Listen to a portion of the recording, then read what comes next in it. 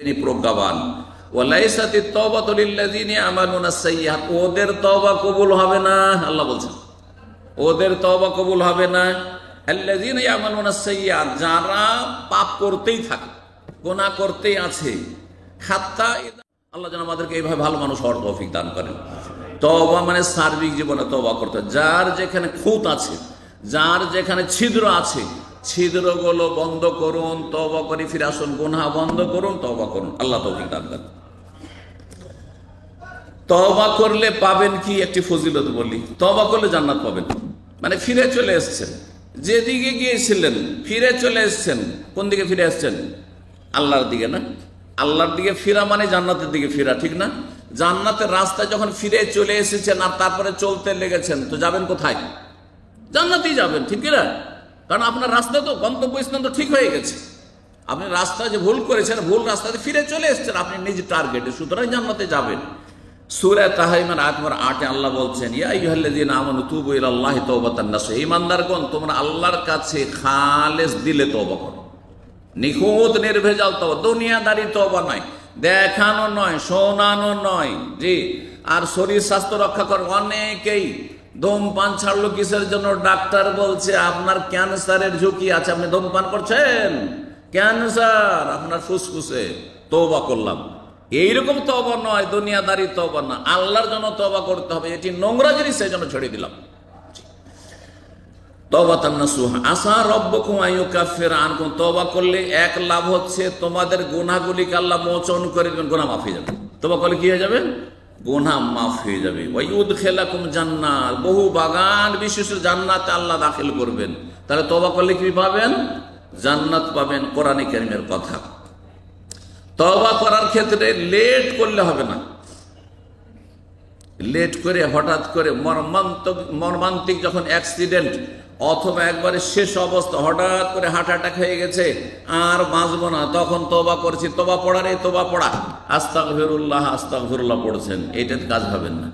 এই আয়াত শুনে আপনাদেরকে আল্লাহ রাব্বুল আলামিন ইরশাদ করছেন সূরা নিসার আয়াত নম্বর 18 এবং 17-18-তে, ইন্নামাত তাওবাতু আলাল্লাহি লিল্লাযিনা ইয়ামালুনাস সাইয়্যাত, তওবা তো সত্যিকার অর্থে ওদের কবুল হবে যারা কোনো গুনার কাজ করে। হাত্তা ইজা, বলছেন যে ইন্নামাত তাওবাতু আলাল্লাহি লিল্লাযিনা ইয়ামালুনাস সুআ বিজাহালা, তওবা তো সত্যিকার অর্থে ওদের কবুল হবে যারা মূর্খামি করে, অজ্ঞতাবশত কোনো ভুল করে ফেলে, মূর্খামি করে শয়তানকে সুযোগ দিয়ে দিল আর গুনাহে লিপ্ত হয়ে গেল।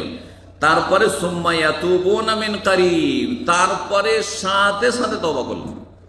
এই নয় যে নামাজ ধরবো আর 5টা বছর থাকি, এখন তো বেশি বয়স হয়নি, সৌদি আরব এসেছি, এই তো উমরাটা করলাম, একটু নামাজে এগিয়েছি, হজটা বড় হজ করি, তখন তওবা করব, চলবে না? না না, তওবা কবুল হবে না আপনার।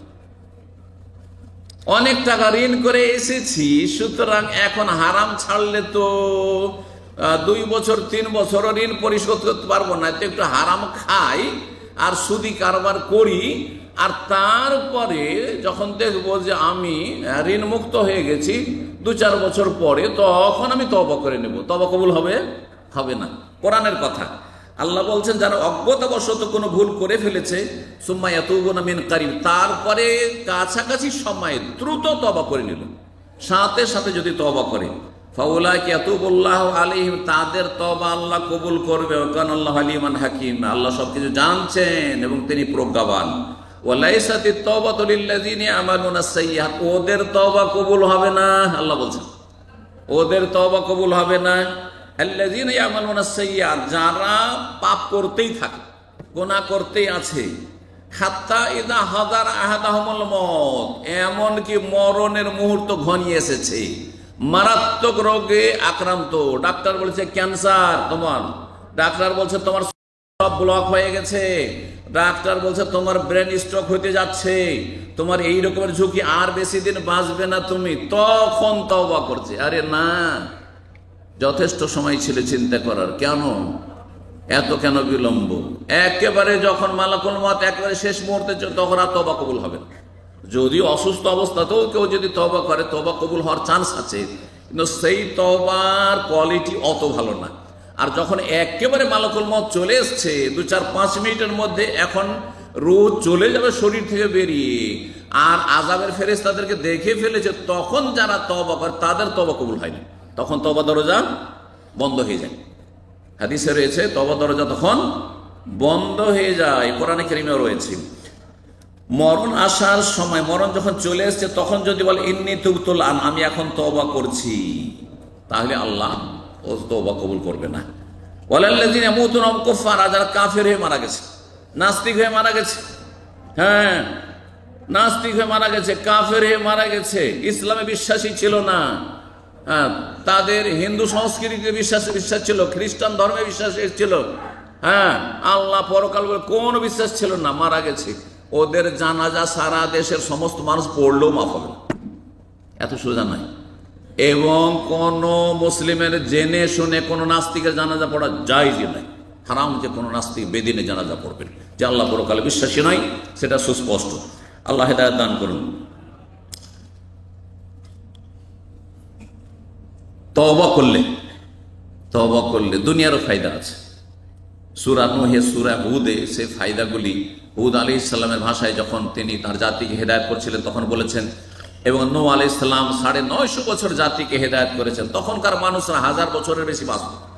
নূহ আলাইহিস সালামের বয়স 1000-এর বেশি ছিল, 950 বছর নবী হওয়ার পরেই শুধু জাতিকে হেদায়েত করেছেন, তারপরে জাতির ধ্বংসের পরেও তিনি বেঁচে থেকেছেন, তার মানে তার 1000-এর অধিক তার আয়ু ছিল। তার ভাষা তো ইস্তাগফিরু রাব্বাকুম ইন্নাহু কানা গাফফারা, রবের কাছে ক্ষমা চাও, তওবা করো এবং ক্ষমা চাও। আল্লাহর কাছে যদি তওবা ইস্তেগফার করেন তাহলে কি হয়, ইউরসিলিস সামা আলাইকুম মিদরানা, আকাশ থেকে মৌসুল ধরে বৃষ্টি বর্ষণ হবে, সুতরাং খাদ্যের অভাব হবে না, দেশে দুর্ভিক্ষ দেখা দিবে না, দেশে জিনিসপত্রের দাম বাড়বে না। আজকাল যে জিনিসপত্রের মূল্য বেড়ে যাচ্ছে, এর পিছনে কারণ হচ্ছে মানুষের পাপ, পাপের জীবন।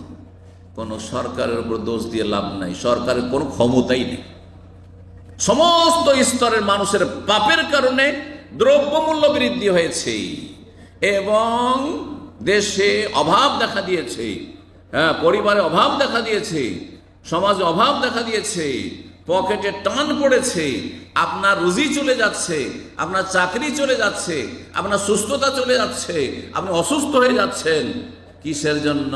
পাপের কারণে। জি, আকাশ থেকে মুষলধারে আল্লাহ বৃষ্টি দেবেন, এটা একটা ফায়দা, দুনিয়ার ফায়দা, নগদ ফায়দা। ওয়ায়ুমদিদকুম বিআমওয়ালি ওয়া বানিন, আল্লাহ তোমাদেরকে যথেষ্ট আমওয়াল, ধন সম্পদ দেবেন। পয়সার জন্য বিদেশে এসেছেন, আল্লাহ বলছেন তওবা ইস্তেগফার বেশি বেশি করে আল্লাহর কাছে ক্ষমা চান, আর আপডেট হয়ে যান, যা ভুল হয়েছে ডেলি আপডেট, একেবারে আপডেট করে ফেলেন। যেমন হিসাব নিকাশকে আপডেট করছেন প্রতিদিনের বা প্রতি মাসের, তেমনি তওবাকে ডেলি, যা সারা দিনে হইলো ঘুমাবার আগে তওবা করে একবার খালেস অন্তর, আর এই গুনাহগুলি করবো না, আর এই ভুলগুলি করবো না, আল্লাহর কাছে ডেলি আপনি অঙ্গীকার করেন। তাহলে কি হবে? আল্লাহ যথেষ্ট ধন সম্পদ দেবেন। ওয়ায়ুমদিদকুম বিআমওয়ালিন। আচ্ছা, অনেকে নিঃসন্তান রয়েছেন, অনেকের কন্যা সন্তান আছে কিন্তু ছেলে সন্তানের আকাঙ্ক্ষা নেই, অনেকের ছেলে সন্তান আছে কিন্তু কন্যা সন্তানের মনের আকাঙ্ক্ষা মন চাইছে কিন্তু নেই। আল্লাহ ওয়ায়ুমদিদকুম বিআমওয়ালি ওয়া বানিন, আল্লাহ সন্তান সন্ততিও দেবেন, আল্লাহ ছেলে মেয়েও দেবেন। আপনাকে ছেলে মেয়ে লাগবে, জনবল লাগবে, জনবলও দেবেন। জনবল অত্যন্ত মূল্যবান, শুধু পয়সাতে কিছু হয় না, কিন্তু আজকালকার অধিকাংশ মানুষরা পশ্চিমা সভ্যতায় এবং ইসলাম বিরোধী মিডিয়াতে এত বেশি প্রভাবিত হয়েছে, মনে করছে পয়সা হইলে সুখী আর ছেলেমেয়ের সংখ্যা বেশি হইলে দুঃখী। এটা কিন্তু মূর্খামি। অনেক সময় পয়সা কাজে আসে না, কিন্তু জনবল বেশি কাজে আসে।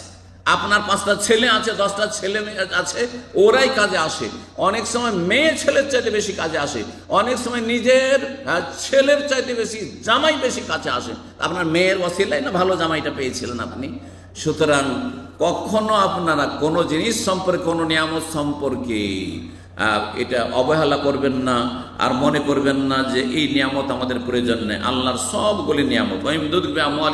আল্লাহ কোন জান্নাত, আল্লাহ তোমাদেরকে ফলমূলের বাগান দেবেন, আল্লাহ নদী নালায় পানি দেবেন, পানির অভাব, খরার সময় শীতকালে নদী শুকিয়ে যাচ্ছে, মরে যাচ্ছে, আর বন্যার সময় ডুবিয়ে একবারে ভাসিয়ে দিচ্ছে।